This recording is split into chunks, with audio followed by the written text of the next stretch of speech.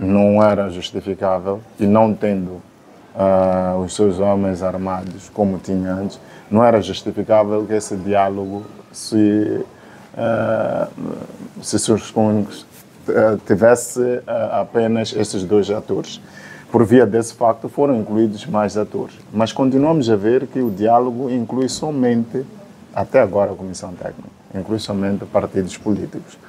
A Frelimo, a Renamo, a MDM, o Podemos e outras forças políticas que têm assento a nível das assembleias provinciais. O que nós estamos a tentar dizer é que a forma como esta comissão, ou disse que esta comissão irá fazer o recrutamento dos membros da sociedade civil, não é clara. Não é clara porque, e eu passo a citar, na sequência dos documentos que temos vindo a consultar, foi referido que faltariam por designar mais 3 individualidades a serem indicadas por convite e seleção dentre os cidadãos propostos pelas organizações da sociedade civil de âmbito nacional, perfazendo assim um total de 21 membros na composição da comissão. É muito difícil definir o que é uma organizações da sociedade civil de âmbito nacional. O que isso significa? Significa que tenham delegações em todas as províncias? Significa que o trabalho que fazem não se circunscreve ao distrito ou a uma localidade e é de âmbito nacional? Significa que criticam políticas públicas ao nível central e não ao nível local? O que é que isso significa? E nós, quando começamos a ter este tipo de dúvidas em relação aos critérios que nos são apresentados, isso abre espaço para uma seleção um pouco transparente. E se nós queremos ter um diálogo inclusivo, um diálogo que abra a porta ao maior espectro de organizações ou de pessoas da sociedade, no geral, para que tragam e contribuam com as suas ideias, é melhor que a gente defina claramente quem é que vai participar e quais são os critérios para participar. Porque não podemos nos esquecer que nós, a suspeita que levantamos deve-se também ao historial que nós temos. Nós vimos várias vezes a composição da CNE ser mencionado que há membros da sociedade civil, mas a sociedade civil que faz parte da CNE é uma sociedade civil cooptada ou controlada pelo partido no poder ou pelos partidos que têm assento no Parlamento. Eu tenho muitas dúvidas que algum dia, enquanto Lázaro Mabunda for o Lázaro Mabunda que eu conheço, que ele possa vir a ser presidente da Comissão Nacional de Eleições em Moçambique nos termos em que se elege o presidente da Comissão Nacional de Eleições. Porque, eventualmente, para eles é uma pessoa que não é controlável. Então, se os critérios revelam-se critérios dúbios e pouco transparentes, isso pode levar a que, mais uma vez, estejamos a perder tempo, estejamos a perder dinheiro, acima de tudo, estejamos a agorar expectativas num país que não se pode permitir mais a perder tempo, perder dinheiro e agorar expectativas, porque, senão, daqui a 5 anos ou menos, estaremos de novo a resvalar para tensões políticas, para conflitos e, eventualmente, para mais um cenário de chacina e morte, como assistimos nas últimas eleições. Mas ainda nota-se, volto a ler o nosso comunicado, nota que depois iremos partilhar com a imprensa, mas ainda nota-se ambiguidade no mecanismo de seleção de individualidades provenientes da sociedade civil. Enquanto a cláusula 4ª dos termos de referência apontava para a necessidade da abertura de um concurso para a seleção das 3 individualidades, a lei que aprova o compromisso político para o diálogo nacional inclusivo, como o regulamento que rege a organização e funcionamento da comissão, passaram a estabelecer que a indicação das 3 individualidades será feita por convite e consenso da comissão. Quer dizer, nós, ao ler os documentos, não se percebe, como eu mencionava, o que é que vai nortear efetivamente a escolha destes membros desta comissão. Como se pode notar, há uma contradição entre os critérios da seleção dispostos nos termos da lei nos termos de referência e na lei que aprova o compromisso político para o diálogo nacional inclusivo, incluindo o regulamento que rege a organização e o funcionamento da Comissão. O consórcio Mais Integridade entende que a proposta de abertura de um concurso público poderia conferir alguma transparência, imparcialidade e credibilidade ao processo de seleção da Comissão, sempre que sejam estabelecidos critérios claros ou precisos para a escolha de 3 individualidades provenientes da sociedade civil. E mesmo quando se fala da sociedade civil, a sociedade civil é um espectro bastante amplo, que inclui as igrejas, as organizações da sociedade civil. Este consórcio que está aqui a falar faz parte dele a Igreja Católica.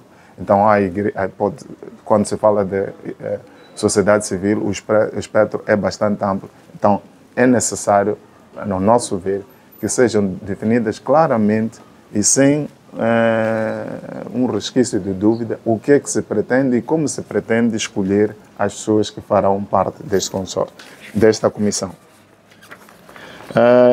Nós, como Mais Integridade, achamos que para o bem e para que haja transparência em todo este processo, haja uma alteração pontual do disposto no número 2 do artigo 2 da lei, que aprova o compromisso político para o diálogo nacional inclusivo, como do artigo 3 do regulamento que rege a organização e o funcionamento da Comissão, que estabelecem que a indicação de 3 individualidades das organizações da sociedade civil será feita por convite e consenso da Comissão, dentre as individualidades propostas pelas organizações da sociedade civil.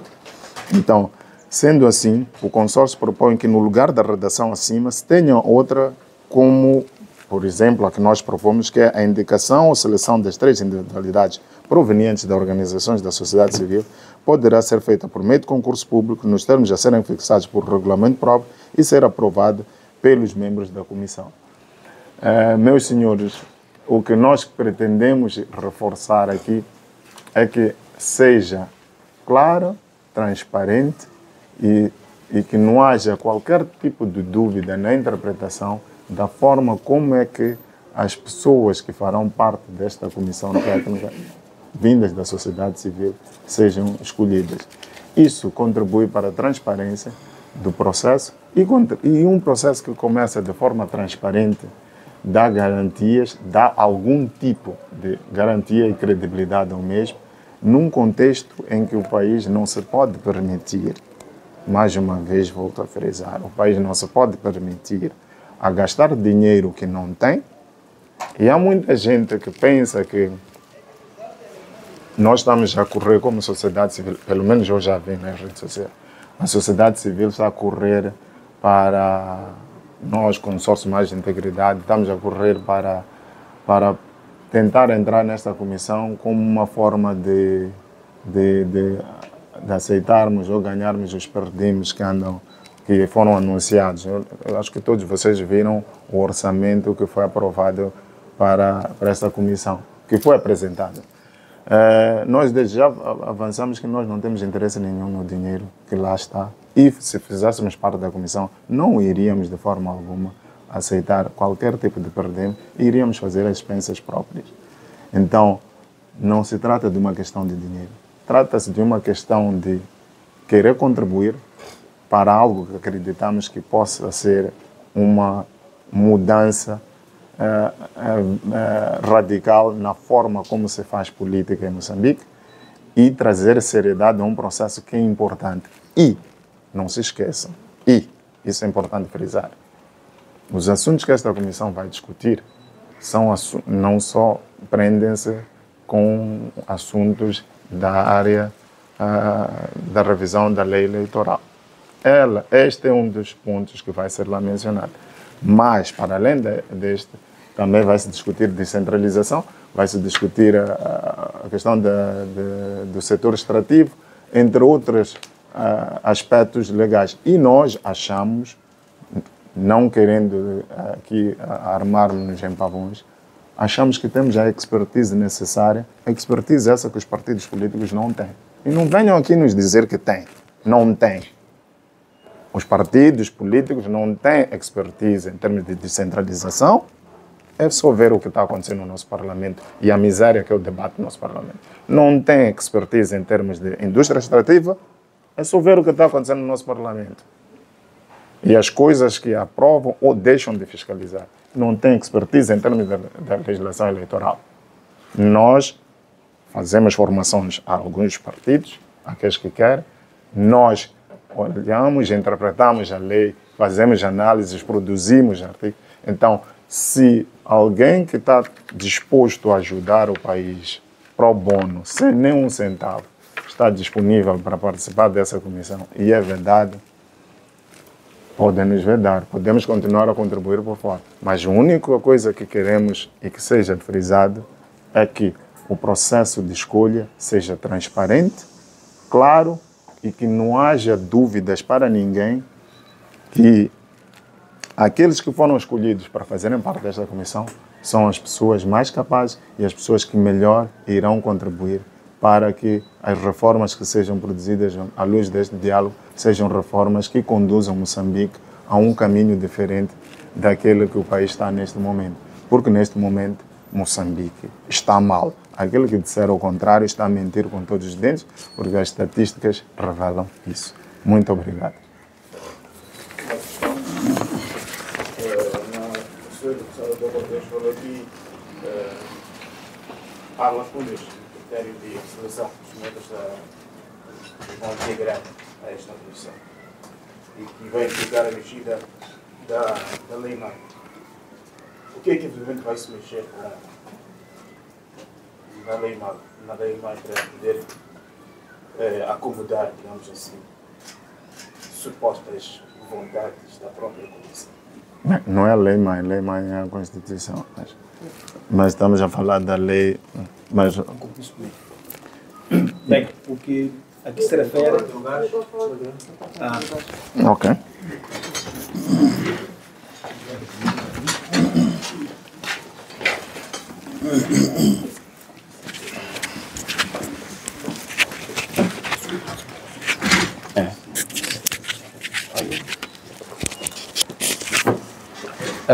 Bem, o que aqui se refere é que notou-se uma contradição entre os termos de referência que foram assinados no dia 5 de março com aquilo que foi estabelecido por lei.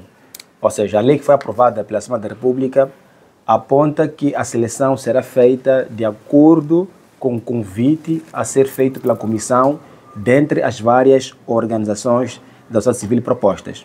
O que acontece é o seguinte, é que enquanto os termos de referência falavam de um concurso público, que de alguma forma poderia conferir maior transparência ao processo, a lei que foi posteriormente aprovada dispõe que será feito por convite da comissão. Então, o que a lei propõe parece não oferecer maior transparência em relação àquilo que propunha o compromisso político que foi celebrado no dia 5 de março. E como nós bem sabemos que a lei ela é a principal fonte de direito, ou seja, a lei tem em termos de hierarquia superior em relação ao compromisso político. Então, o mais sensato é que haja uma alteração pontual do artigo da lei que determina que será feita a seleção por convite e se passar a estabelecer que essa seleção será feita através de um concurso público com critérios muito bem claros, critérios estabelecidos por meio do regulamento que possa conferir maior transparência ao processo.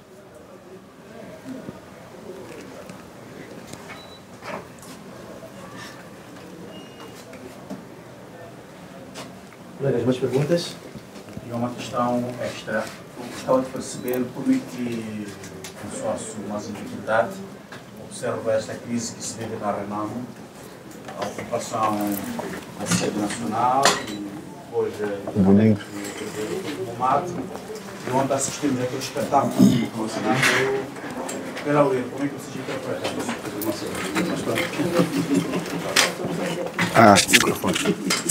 Sobre a contradição, como é que o consórcio realiza esta ocupação e desocupação da sede nacional da Renamo, do gabinete do mar, e como é que interpretam a ação da polícia ao disparo de tiros de gás lacrimogéneo para expulsar os ex-guerrilheiros da Renamo? Bem, eu acho que há duas maneiras de ver essa questão. Primeiro, toda a gente sabe, toda a gente já viu observando os últimos acontecimentos, que a liderança da Arnam tem sido contestada, não é assim? Todo mundo já sabe, tem sido contestada já desde há muito tempo. O que eu acho, sinceramente falando, é que a Arnam tem órgãos próprios, onde, em princípio, as coisas deviam ser discutidas. E são órgãos que elegeram o Suf Mamad e tinham que ser esses órgãos também a definir se o Suf Mamad tem que sair agora ou sair numa outra altura. Agora, uma coisa é a gente analisar a situação da Arnam em termos emocionais. Outra coisa é analisar a questão da Arnam em termos legais. Em termos legais é isso que eu tenho para dizer, em termos emocionais é outra discussão que talvez não valha a pena estar aqui a referir. Agora, no que diz respeito à atuação da polícia, também a atuação da polícia no território nacional, quem tem o monopólio da violência legítima é a polícia. Agora, a polícia da República de Moçambique tem seus excessos, não é assim? Não sei se numa manifestação daquelas era preciso tanto gás lacrimogéneo, tanta violência como aquela que foi praticada ontem, ali não sei se era preciso. O que nós temos que aprender e que nós todos os dias ouvimos é que uma polícia republicana que tenha que atue de maneira o mais amigável possível. Não sei em que contexto é que a polícia atuou daquela maneira, não estava lá, acompanhei tudo o que aconteceu pelos órgãos de comunicação social, então não sei o que é que despolitou a violência da polícia contra os manifestantes. Não posso dizer muita coisa, uma vez que só vi aquilo que os órgãos de comunicação social veicularam. Então devem ter havido alguns episódios de violência praticada pelos manifestantes que obrigou com que a polícia também atuasse da mesma maneira. Se foi isso, talvez possamos dizer que, podemos dizer que aceita-se um bocadinho a atuação da polícia, mas por aquilo que nós sabemos da polícia, que mesmo onde há manifestação pacífica, ela age com muita força. Não sei se tem que ser esse comportamento da polícia. Muito bem. Consideram ir ao fim da Arnam ou esta crise tem alguma solução? Bom, isso são paixões, eu posso dizer isso em termos de paixões. Se é o fim da Arnam ou não o fim da Arnam, isso cabe a Arnam. A Arnam tem órgãos, tem estruturas que devem decidir se é o Suf Mamad, se é outra pessoa, se não é outra pessoa. Isso faz parte de outro tipo de análise que eu pessoalmente conheço muito bem a Arnam. Eu estudei a Arnam, posso fazer, mas eu penso que este aqui não é o fórum próprio para fazer análise sobre isso. Muito obrigado. Mas este conflito interno pode estar associado com um olhar científico de Dom Domingos, pode estar associado à ausência de disciplina interna ou uma desorganização interna própria? Há muitos fatores para analisar o conflito na Arnam agora. Há muitas questões que sempre foram escondidas na Arnam, mesmo desde a altura do presidente Afonso Dhlakama. Não vamos reduzir o conflito da Arnam hoje apenas na liderança do Suf Mamad. Todos nós sabemos que a questão material, a questão material, dois, vocês sabem que a Arnam é uma confluência de muitos interesses. Existem uma ala militar dos reformados, existe uma ala política que mesmo depois de ter abandonado a Arnam nunca se filiou a nenhuma outra formação partidária. Isso vocês podem recuar um bocadinho, ver a composição do Parlamento da Arnam em 1994. Há muita gente que está lá, intelectuais que suportaram a Arnam durante o período da Guerra Civil, que nunca se afiliaram a outro partido político. Tem a questão de militares da Arnam que trabalharam na clandestinidade, mas que depois nunca foram incluídos na esfera partidária. Tem a questão dos antigos combatentes. A Dhlakama conseguia muito bem, com um bocadinho de autoritarismo, atenuar essas confusões todas. Agora entrou alguém que não tem carisma, que suspeita-se que tenha assinado acordos com a Frelimo para viabilizar a vitória da Frelimo, e essas coisas todas estão a vir agora de cima. Mas não acho, sinceramente falando, que isto seja assunto pura e exclusivamente do Suf Mamad, mas é um assunto estrutural da Arnam, que a Arnam nunca resolveu e que a alguma altura tem que resolver. Sob o ponto de vista de competitividade política para a esfera política nacional, é uma perda para o país? Nós precisamos da Arnam, assim como precisamos de partidos fortes, não há dúvida nenhuma. Para um país como o nosso, precisamos da Arnam, precisamos do MDM forte, precisamos do Podemos forte, precisamos da Nova Democracia forte. Para um país como o nosso, nós precisamos de partidos políticos muito fortes, ainda mais porque o modelo político moçambicano é baseado nos partidos políticos. Vejam lá o que nós estamos a discutir aqui. Estamos a discutir o quê? Estamos a discutir a inclusão da sociedade civil, que, mais uma vez, está fora do sistema. E nós vimos, desde 92, que basear toda a discussão sobre assuntos nacionais nos partidos políticos não nos leva a lado nenhum. Então, precisamos de partidos fortes, sim, mas também precisamos de uma sociedade civil interventiva, que seja dado o espaço dela também para poder contribuir em termos de ideias. Eu lamento muito, sinceramente falando, eu penso que isso era papel do presidente como porta-voz, mas pronto, como me deram palavra, lamento muito o que houve dessa vez. A manipulação à volta desta comissão. É terrível, numa altura em que houve mais ideias do que outra coisa. Todo mundo falou, todo mundo escreveu, todo mundo disse qualquer coisa para se formar uma comissão que incluía todos os setores da sociedade moçambicana. E voltamos para onde? Voltamos às antigas comissões formadas com base nos partidos políticos, sociedade civil fora do sistema. Só um dia a sociedade civil está a mendigar para participar nesse sistema. A sociedade civil, meus senhores, a sociedade somos nós todos, está a mendigar para participar neste diálogo. Isso é inaceitável. Inaceitável. A sociedade civil não devia mendigar para participar neste diálogo. A sociedade civil devia ser o centro da discussão. Pois todos nós somos sociedade civil aqui. É mentira. Estamos onde? Estamos fora do sistema. Como é que nós queremos reconstruir o país enquanto a sociedade, que a maioria está fora do sistema? A quem representa os partidos políticos? Representam a quem, na verdade? Vocês já fizeram uma questão sobre isso? Questionem-se lá. Não representam nem 1 milhão de pessoas, os partidos políticos. Nós somos a sociedade. Digam também que a sociedade civil não representa. Mas houve vozes da academia, de todos os setores, que reivindicaram a participação no debate, mas estão fora do sistema. É inaceitável. E sobre... Deixa só reforçar um aspecto, guarda a sua pergunta.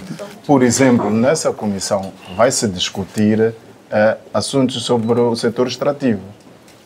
O setor extrativo tem a ver com o CTA. Isso tem a ver com o setor privado. O setor privado não foi tido nem achado para a comissão.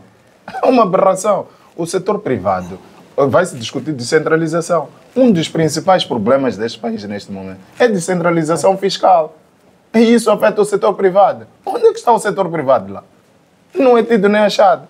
E vão políticos ignorantes sobre essas matérias decidir sobre assuntos estruturantes do país sem sequer envolver essas pessoas. E depois queremos que o país seja competitivo, atrativo ao investimento estrangeiro, que nós, moçambicanos, também investamos neste país. Isso é maluquice, é loucura. Nós estamos, como dizia o Domingos do Rosário, estamos a voltar a fazer os mesmos erros do passado, só queremos tratar um problema estrutural que estamos a ver que cada vez mais cresce com o remédio que aplicávamos no passado. Não vai funcionar. Portanto, talvez para terminar, eu acho que essa questão de a gente reivindicar que a sociedade estivesse em peso não deve ser do CIP de mais integridade. Não deve ser do CIP de mais integridade. Deve ser nosso também vosso.